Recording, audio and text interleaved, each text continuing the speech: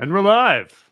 Hey, everybody. Welcome to the Media Copilot LinkedIn Live here on Friday. Hope you're all gearing up for the weekend. We've got some fun stuff to talk to you about, exciting things to talk to you about. I'm here with Francesco Rulli of Querlo. Hi, Francesco. How are you? Hi, I'm fine. How are you? I'm all right. I'm all right. I, of course, am Pete Pachal from the Media Copilot, in case you stumbled upon this stream in some random Google search. And we're going to talk about chatbots today. But before that, I wanted to do a little bit more sipping of the champagne because I uncorked it earlier this week on Tuesday. So I've been doing the Media Copilot for about a year. It's actually been a year and a day now. So it's kind of my anniversary week. But it's a really exciting week for me because I've now we've gone public. You and I, Francesco, we've got our partnership going. We're excited to talk about chatbots and bring them to more people. But I wanted to just sort of just talk about the 1 year anniversary really quickly, just because it's been quite a journey. I've learned so much about AI and media and journalism over the past year, and a big part of that was thanks to you. We met when I was at CoinDesk. So I was the chief of staff there, for those who don't know. And I was tasked with doing all kinds of things with regard to operations and strategy.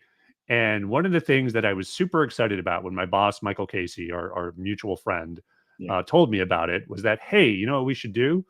I was talking to my friend Francesco, and we should build a chat bot for our content, but not just any content. Like, we're at the time building an evergreen content sort of block, like a bunch of articles about what's Bitcoin, how do you what's blockchain, how do you invest in it, what's a wallet, all of these sort of evergreen topics that people wanted to know about, which of course we were going to do, make discoverable through traditional search and things like that. But the idea of putting essentially an interactive element on our own site, a chatbot, I sort of immediately saw the value of that, because finding it's all about content discovery and finding the thing you need in a particular moment. And while Google's helpful there, there's a whole, and it's important too, there's a whole different way you sort of interact with Google, as opposed to when you kind of like want to go deep on something. And it's a whole different thing. And that's kind of what I want to get into with you today. Before I jump into all that and start probing your expertise in this, because you've taught me so much over the many conversations we had over the last several months, I just want to say up front, for folks that follow me, so normally I want to disclose Francesco and I have a partnership. I've just said that. This is normally I do things a little more arm's length, a little more journalistic. I'm a journalist by trade. This is about us. This is about the Media Copilot. This is about Querlo. This is about the things we can do together and potentially build for hopefully some of the folks watching. And I just wanted to sort of get that disclosure out of the way. That said, we've got a lot of insights and a lot of things to talk about that I'm excited to get into. But before we get into all of that, I just give me a little more background about you, because obviously we met through Michael. You've got not just a good background in tech and chat, but also crypto, like goes way back, right? Tell me about how you sort of the path that you've taken from there to Querlo and building chat these days. So, everything started with Michael. In fact, just behind me, I have his book, The Age of Cryptocurrency. That is the book where he dedicated, him and Paul Vigna dedicated the preface of the book to the fact that my brother and I, our organization, decided in 2011 to build classrooms in Afghanistan for digital education. And in 2013, we introduced Bitcoin payments to young women so that it will provide them a decentralized opportunity to control their finances and also to be rewarded based on the quality of the content that they were doing in the schools. We kind of mixed technology, finance, and education. But in 2016, we encountered some problems, so bureaucratic problems and also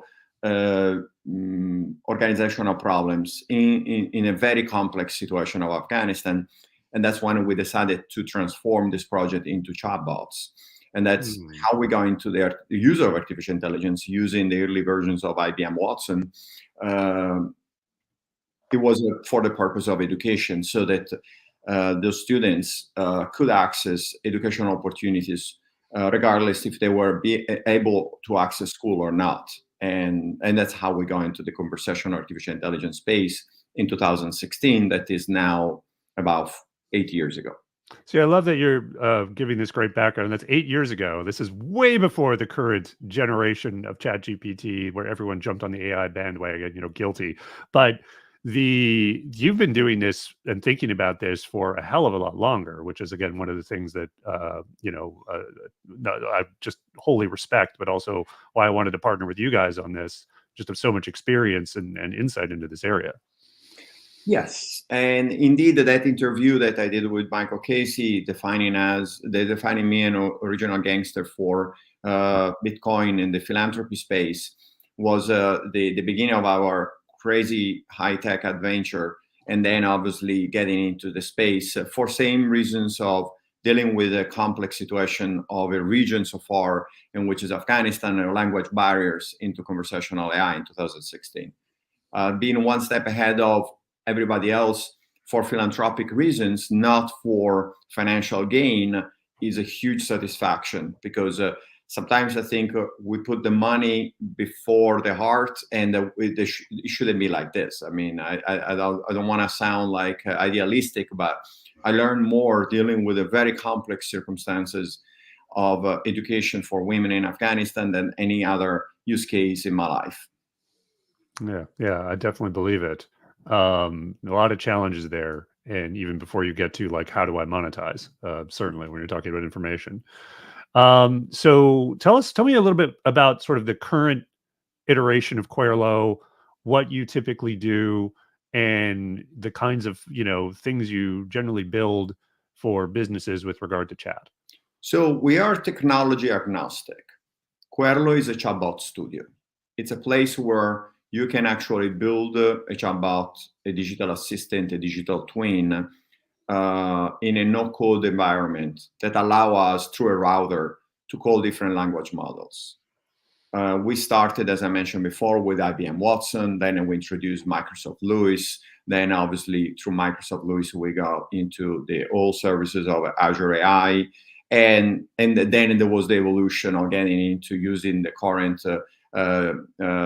generative AI solutions such as Gemini or ChatGPT, whatever is offered through those organizations. So our number one goal has been up to now to provide an environment where both our technologists as well as the clients can build a solution that is very flexible and is technology agnostic. So that means that we can use different language models, and we don't necessarily have to marry only one source of conversation or one black box, and actually being able, flexible, even to build our own solutions in terms of private language models. And I got to imagine the demand for this kind of thing has spiked considerably in the last couple of years. Yes, for sure, there has been a big move towards using generative AI, but also has sparked a concern about educating the clients on what is really important for them, not just in terms of lead qualification or increasing sales or performance, but also in terms of protecting their IP, providing sound conversations, and trying to obviously avoid any issues with privacy and how the data is managed. Yeah, and I think you're getting into, sort of the complexities of this, and why you and I are working together, and what we can offer companies that might want to check this out and sort of add it to their platform. So, like, just a couple of stats I want to throw out before we get into that. There's the chat is basically on the rise. Like right now, whether it's you're talking about ChatGPT, whether you're talking about AI overviews, whether you're talking about Meta, whatever Meta's doing in their apps, it seems like they're doing something new every day. I mean, this is rapidly becoming sort of an adjunct to traditional search, right? So like search has a certain way you interact, right? Usually it's a couple quick search terms and a certain expectation you go into that interaction with. Chat's something different. I've seen studies that show that people tend to have longer queries, that are more willing to sort of go deeper. They have more follow-up searches because they get the response and they're kind of still there, as opposed to sort of clicking into a link and then they're sort of off and doing something else. So all of that sort of shapes the experience. So according to this, 2023, around, this is from Statista, like 13 million adults in the United States have claimed to use generative AI as their primary tool for online search. So that's significant, even though that's, you know, not relative to the entire population, rather not huge, but it's like 13 million in the US alone, and that's last year. And remember, this is their primary, not Yeah. like, you know, one or the other. A more recent statistic, so I actually wrote about this in the newsletter yesterday. This is out of Germany, but I think it's suggestive of an even bigger stat. So 1 in 5, and this is marketing and comms professionals, which tend to be the people I speak to, they're already just as happy to use AI chatbots as search engines. So 1 in 5, so about 20, a little over 20%. So in other words, they see them sort of equally, not necessarily the same tool, but they see them just as useful. And that's it's not the majority, but it is like, if you think about just when it started, like when ChatGPT came out, like this has rapidly become a very significant and rapidly growing part of just how people get information. Mhm. You know, okay, so you sort of take that as a given. It's like, great, maybe it makes sense to offer that on your platform. Say, you know, you're a media site and you're like, I have content. It's great IP. You know, I'm worried about chatbots sort of doing this interaction over on some other platform and taking my content. How about I offer it? And it's like, yes, absolutely you should. But to the points you just made, it's not as simple as just taking something off the shelf, you know, you found on GitHub or whatever, and just like plugging it in to your site. As I found out when I sort of started going down this rabbit hole, like, you know, 8 or 9 months ago. So let's go over sort of some of the complexities of this when you're dealing with a corpus, particularly one that is as dynamic as like a news site or a media site might have. Like, let's start with number one, like the I guess what you might call how it's the organization of it. Like, you know, it's a big pile of content. Sure, there's probably some tagging, there's some sections, but you know, things and topics and issues sort of change over time. It could be thousands of articles. What are some of the sort of inherent complexities when trying to deal with a corpus that big? It's identifying, first of all, the first step is to identify the goals of the client. Do they want to improve customer satisfaction or employee satisfaction, engagement? Do they want to increase the lead generation and lead qualification tools, bring more data to their CRM, or make it more efficiency, provide more efficiency in the ERP or the HR platform? The second part is to analyze the content that we are supposed to use for training a language model, and understand the complexity of the content, how is divided in terms of topics, and have a strategy of what is the ideal language model. Okay, there are certain things we sometimes suggest not to feed to a market language model like ChatGPT, OpenAI, or Gemini, simply for IP and privacy reasons.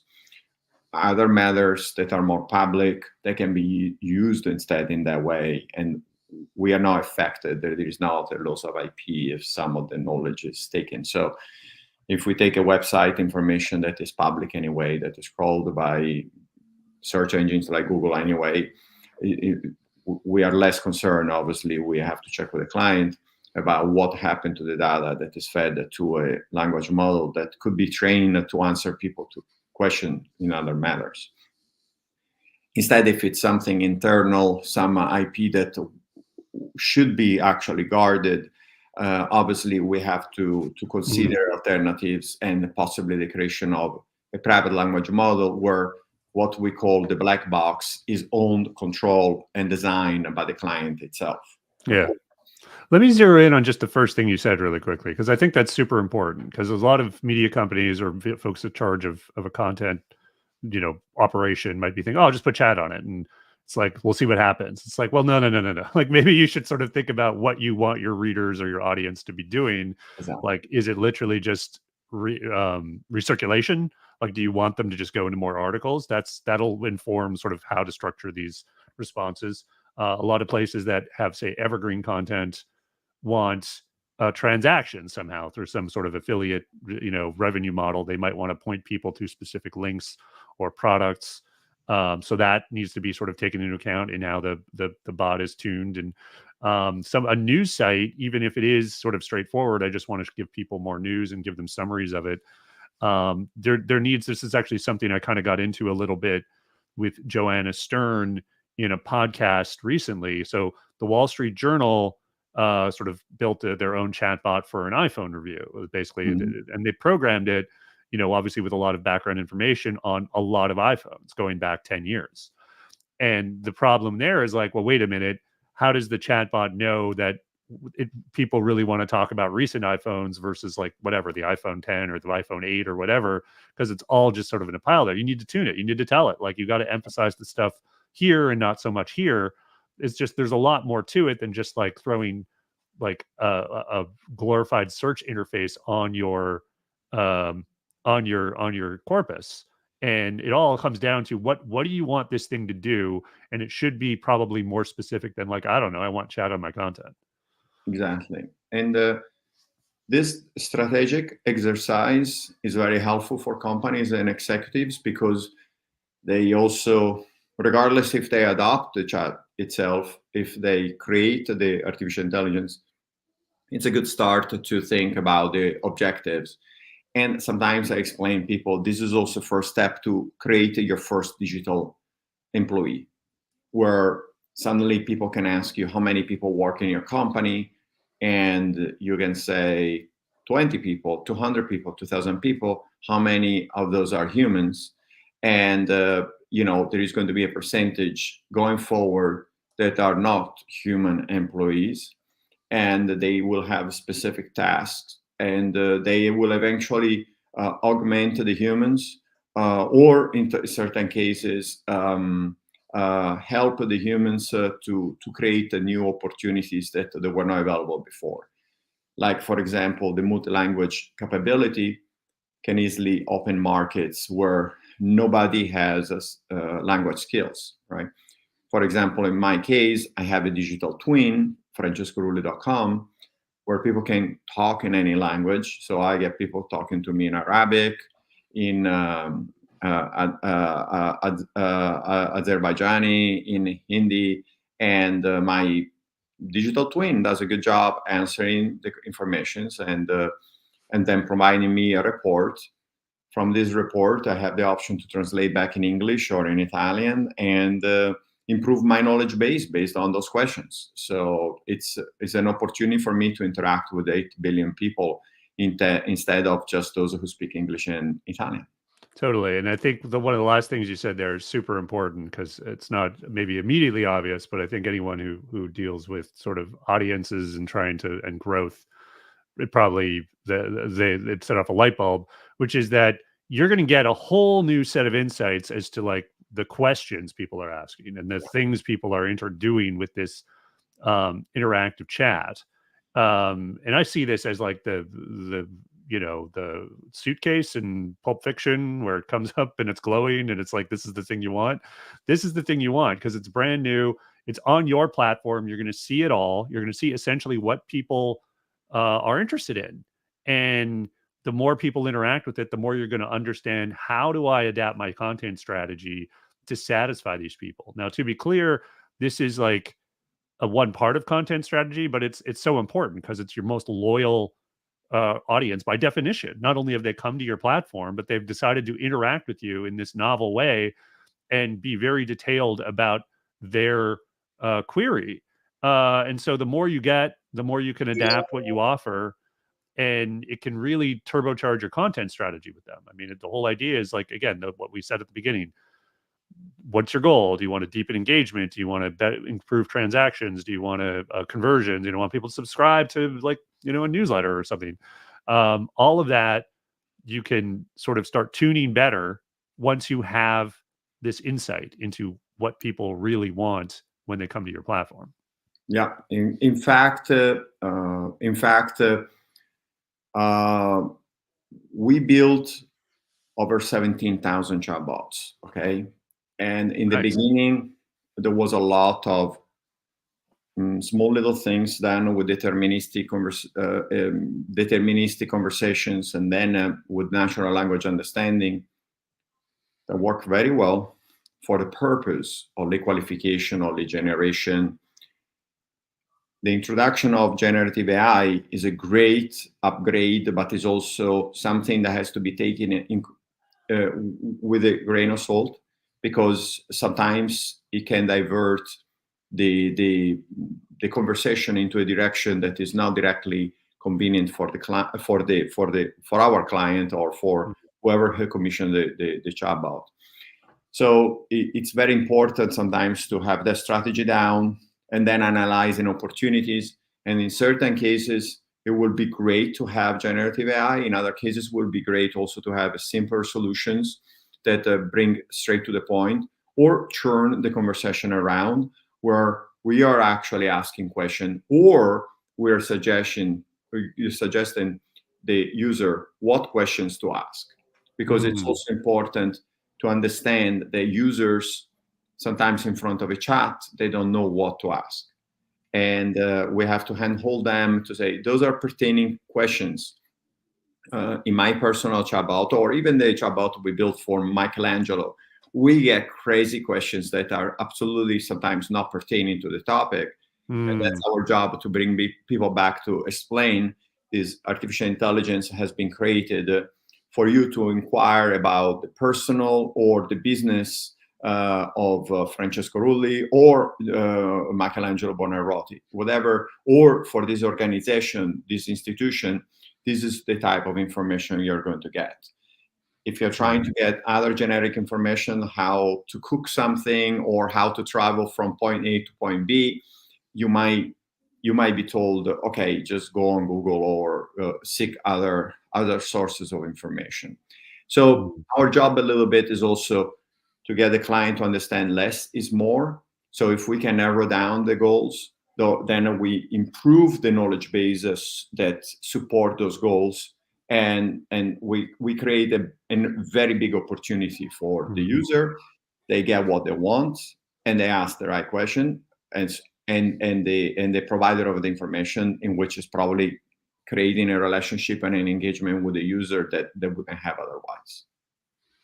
Yeah, absolutely. And that's like you say, starting small and building out from it is I think a key part of this. It's sort of like especially if you're a larger site and you have a large corpus, and it's like, well, you're going to have inevitably, particularly if you're covering a topic over time, stuff that evolves, changes, and possibly even contradictory information within that topic, right? And so all of that takes some work to tune, to essentially knowledge manage. And this is one of the sort of reasons we're working together, is that we can do that part and really assist with that, like on how to essentially tune your chatbot so it's not putting out nonsense, but it's going to be easier the more targeted you are with it. And honestly, if you just simply do that first step of like, what is your goal here, that's going to guide you so well in figuring that out.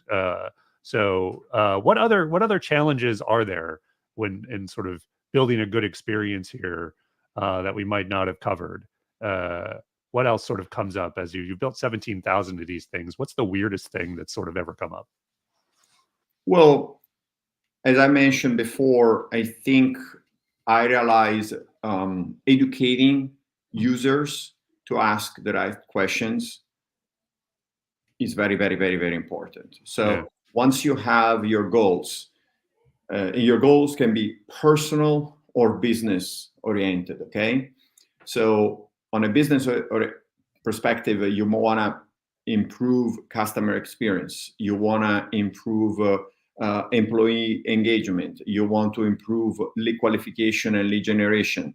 once you have those goals, you also have to have a plan of how to help the users to engage with this technology and this corpus of information in a smarter way, because humans have a tendency sometimes to not think about their own goals. So it could be an employee or it could be a customer that is overwhelmed by this artificial intelligence opportunity and then freeze in front of, what am I going to ask? Right. Is it really, Like it the cursor. sounds kind of stupid, but it Not at happens all. to me as well, right? So Mhm. what am I going to ask? On a personal level, a lot of people seek to have more free time, have more personal opportunities. And I have this picture behind me of me competing in the World Championships of Sailing, and I'm proud to say that a little bit of the reasons why I can take some time off and travel with my kids and friends to compete is also because I have a digital twin that takes care of an average of 30 conversations a day. I have about 15,000 connections and followers on LinkedIn. I have a large amount of people asking me for connections, and I just can't handle everything. So in my profile, I say, you can talk to my digital twin, and suddenly 30 conversations a day, if you multiply by the possible 10 minutes of a conversation, which is very minimal, it start being hours and hours of work that, or of communications that I save, then I receive at the end of the day, or in real time almost, the report of the questions.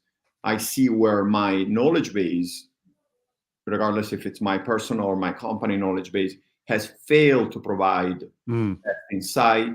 So it gives me the opportunity to improve the knowledge base, or sometimes provides insights that go beyond what I could have provided in that moment, because maybe because of time restriction, I couldn't come up with a 5 suggestion answer, while my artificial intelligence or the company artificial intelligence provides a better proposal. Okay. So Mhm. it really saves a lot of time and provides some very good inspiration from both ends. People often sort of make a big deal about, and it's a concern in terms of like safety on these systems, right? So it's like they go in and they'll try to break them and try to get the chatbot to say something that is just goofy or sort of very offensive, I guess. And how easy or challenging is it to build guardrails into a chat experience to ensure that misuse is minimized? So if we use a market available digital, let's say a language model like ChatGPT, we go by their guardrails, okay, Mm, in terms of topics. If we create a private language model, we create our own guardrails, and this is a big responsibility, because you might let something get through the cracks if you are not careful about how you handle specific conversations.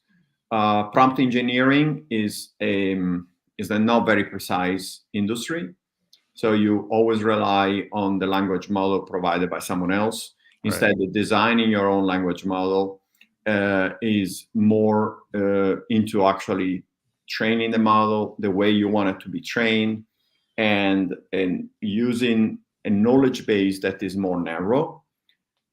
So I Mm, think it's important for people to understand your language model doesn't have to answer everything. mm, If it does answer everything, you go into the space of hallucinations or simply lies. mm, I'm European, so it's a different way of packaging it. mhm, If you tell me you had hallucinations and those hallucinations keep happening, I could also say maybe this is not true, right? In mm, terms of the lie.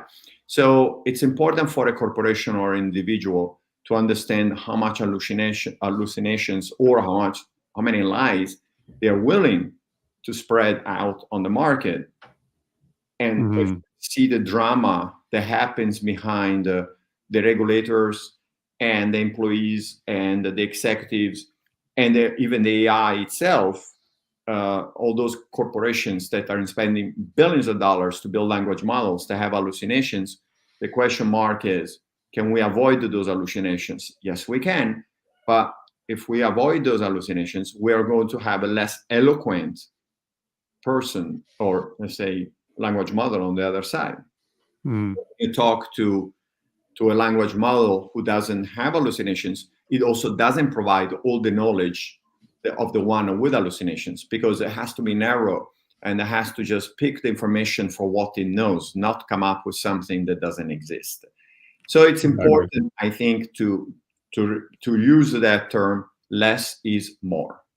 Yeah, absolutely. The targeted it just goes back to what we were saying. Get targeted at something very specific, much easier to put guardrails in, because ultimately this is also a language task that you're asking a trained model to do, as opposed to going into its corpus, which already sort of puts you in a safer zone, not the safest zone, but it is, the more you can do that, the more you can sort of make sure there's good outcomes and minimize hallucination. That's what they found in the journal too, is like, because they were able to sort of restrict it to this very narrow topic of iPhones and iPhone reviews.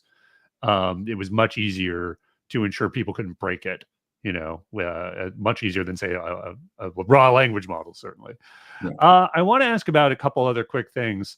So one, I just want to get in just an observation. So if people are watching this and they're thinking, oh, I get all this insight onto my audience, but that isn't helping me in terms of reaching audiences through ChatGPT or Perplexity or whatever. That's where people are using this chat. And to that, I would say, not necessarily. So here's the thing. It stands to reason in my mind that what this does is essentially make your content strategy AI ready, which is to say, if you start optimizing for what people are chatting to you about, it stands to reason that same audience is putting similar queries into those engines. And if you're optimizing, again, the answer for that query, someone who isn't on your platform is probably giving a similar query. And then there is a much greater chance that that will inform the answer. And again, depending on the platform, there's a difference between ChatGPT and Search GPT and Perplexity. But, what we're seeing with all of these things is that AI is getting plugged into search, right? Chat is getting plugged into search. We see it with AI overviews. We see it with Perplexity, Search GPT. And there's actually brand new news this week from Adweek that search traffic is actually up. And I know this is a self-serving thing for Google to announce, but it is, the early reports say, we need more sources on it, that the links that they're starting to put in overviews are seeing like tremendous traffic. So it stands to reason, if you're optimizing for chat, there's a good chance you're going to be in that, no guarantees. It's kind of another version of SEO, but start optimizing for chat now, because that's going to be the next arena, according to the stats we were just talking about. So I wanted to get that in, get your thoughts on that. Yeah, the most important thing for us is always the source of the knowledge base. If the source is reliable and is clearly in line with the client's goals, we are in a very safe environment.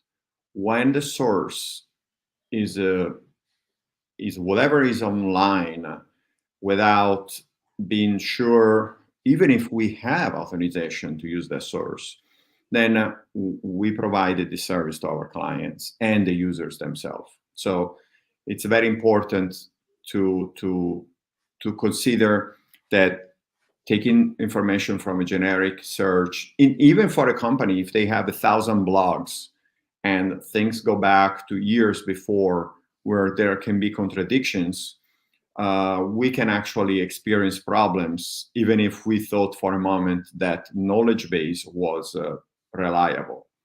So that's what it is. It's very important to know where the source is from and make sure that we are sure also we can use it. Yeah, Oh, for sure. Yeah.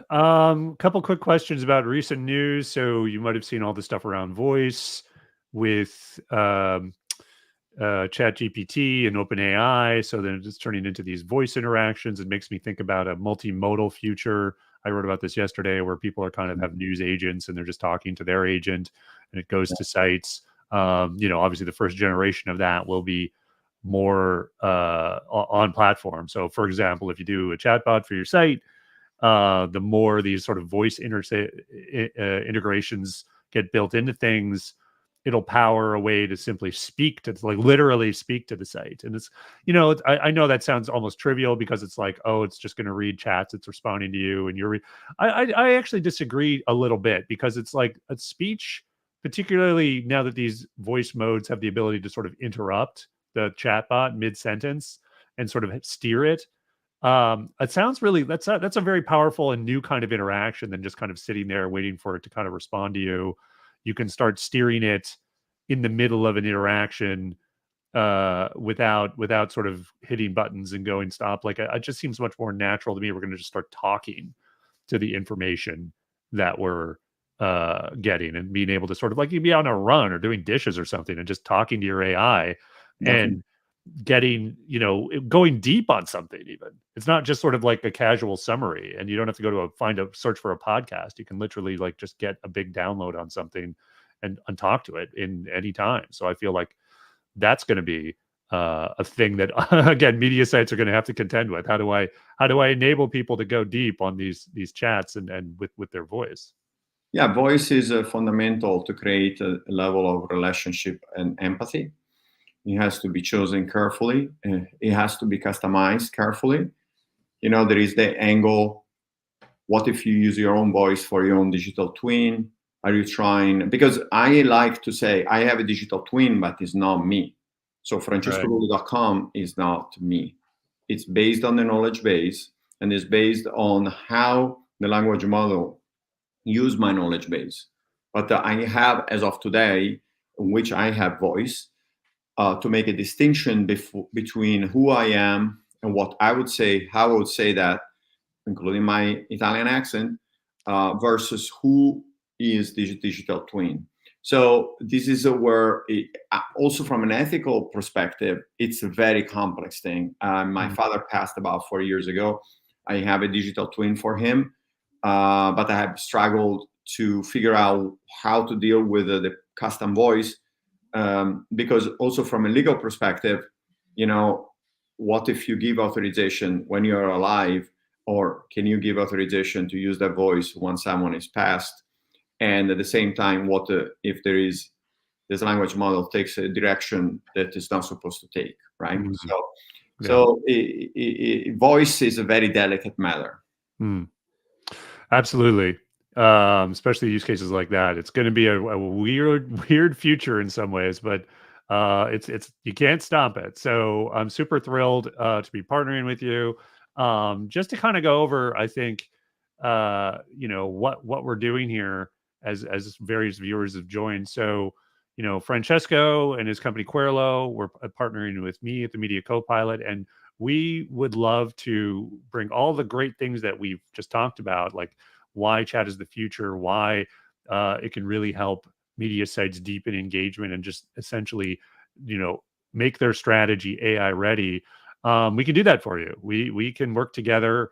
Obviously, Francesco and Querlo have the tech chops, but everything we talked about with regard to knowledge management, which is really what we were talking about, like, making sure your corpus is AI ready, making sure your content strategy is taking full advantage of those insights. That's where I come in.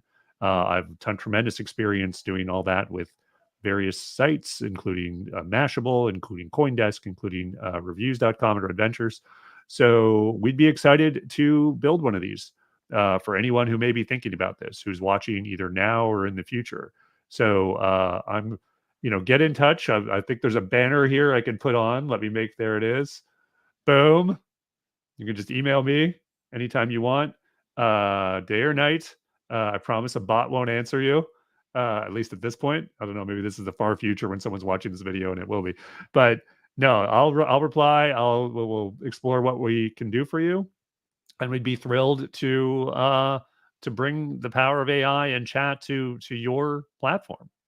Yeah. Um, Well, one last thing, our Yeah. engineers are most of them based in Tuscany, in Italy.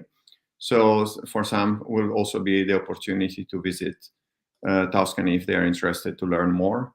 We have offices in Florence, in Pisa, and we're starting collaborations also in different regions in Italy. So from a geo location, historically, and also geopolitical location, is very safe environment. And we have also special consideration for design and creating a conversational AI that goes beyond the business. That's our perspectives. Absolutely. That can't beat that. You get a chatbot and a trip to Florence Exactly. if you do business with us. So please go ahead, hit me up. We'll get something going for you. I just noticed. I was just checking the comments. So we had one question about integrating agents and AI bots into AI bots and engines to execute tasks. Obviously, this is a huge area that AI is moving into. Everyone's super interested in doing this. I'll just throw my thoughts out and then I'll pass the mic to you, Francesco. But absolutely, I think I could see this certainly coming to chat interfaces, even on media sites. So you think about what I was talking about earlier with sites that are have evergreen content that are about finding products and services. You could definitely integrate an agent into that, not just sort of to give you the good information about sort of where to transact, but even perform the transaction for you. You think about like complicated transactions, for example, with say trip planning. That's a fairly standard thing. It's like, okay, I've through this chat interface, it's convinced me and shown me what I want to do. Just go do it, and that's possible. It requires certain integrations, certain things that you kind of need to give the bot access to make sure that's executed properly. But that's all being worked out right now. So I definitely see that as a natural evolution of taking your first steps into first introducing chat, and then down the road with partnerships with the right integrations, then including agent like tasks. So we have been doing that for years, even before generative AI. There you go. We have done it for very important travel organizations, very important HR platforms. Planning travel meant talking to the chatbot, explaining what the goals are. The chatbot would provide them some ideas, narrowing down to what are the best solutions, and then on the chatbot itself, having the option to book the trip in all its details. So we have done this even when we only had natural language understanding. So the main work for us is the implementation with the APIs, so that those actions can actually be realized. That's all. Nice. Just a matter of some API hookups. We can do it for you today. You just got to, make sure though you got the right connections. Francesco, this has been great. Thanks so much for taking some time here this Friday morning and chatting with me about this. I'm so excited to partner with you to build some really cool stuff. Thanks everyone for tuning in and seeing what we have to offer. Again, get in touch if you if you think we can do something for you, and if you know anyone who is looking to get into chat and has a site and a corpus, maybe pass it on to them. Yeah, one last thing I want to Yeah. say: the work of Media Copilot is extremely important for us. Creating and managing the knowledge base is the core of a successful conversational AI. There is no conversational AI that can work well on bad knowledge. So all the problems that ChatGPT is having on a legal level is due to the fact of where they're getting or they are not getting their knowledge base. So that's why I love partnering with Media Copilot, because of the quality and the integrity behind this company. Thank you. Amazing. And right back at you. There's a lot of folks doing chatbot stuff, but I wanted to work with you guys because you guys, the 17,000 of them counts for a lot. And you've been doing this for so long that I know, you're not just jumping on a bandwagon. So I'm thrilled. I'm thrilled. All right. Thank you. Folks, thanks for watching. This has been great. And we will see you next time on the LinkedIn or on the newsletter. Feel free to subscribe. I've got a podcast. Okay, I should stop promoting things now. I'm just going to say goodbye. Have a good weekend.